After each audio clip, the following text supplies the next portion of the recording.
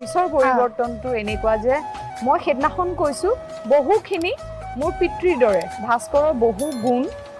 কিছুমান কথা আদব কায়দা বহুতখিনি মোৰ পিতৃৰ নিচিনা অভিনেত্ৰী বৰষাৰাণী বিষয়া আৰু তেওঁৰ স্বামী ভাস্কৰ বৰুৱা বিবাহৰ পিছত কেনে পৰিৱৰ্তন হ'ল তেওঁৰ ইয়াৰ বিষয়ে কি ক'লে অভিনেত্ৰী বৰষাৰাণী বিষয়াই সকলোবোৰ কথা জানিবলৈ আপোনালোকে প্ৰথমৰ পৰা শেষলৈকে চাব বিয়াৰ পিছৰে পৰা তেওঁলোকৰ দুয়োজনৰ বহুতো ইতিবাচক পৰিৱৰ্তন আহিছে ভাস্কৰ বৰুৱাই সকলো সময়তে মৰম আৰু স্নেহ দেখুৱাইছে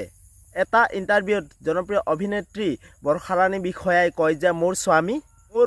স্বামী ভাস্কৰ বৰুৱা এজন পিতৃৰ দৰে স্বামীয়ে যি সুৰক্ষা স্নেহ আৰু আস্থাৰ প্ৰতি স্থান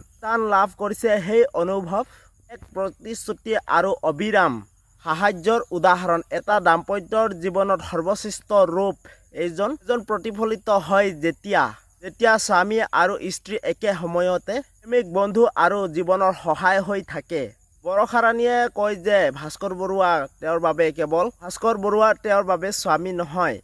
তেওঁৰ বাবে অভিভাৱক বৰষাৰাণী বিষয়াই কৈছে যে ভাস্কৰে যিকোনো মুহূৰ্ততে তেওঁৰ বাবে যিকোনো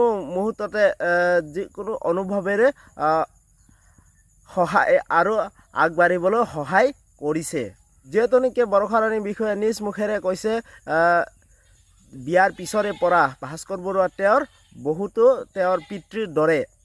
অভিভাৱক হিচাপে ভাস্কৰ বৰুৱাক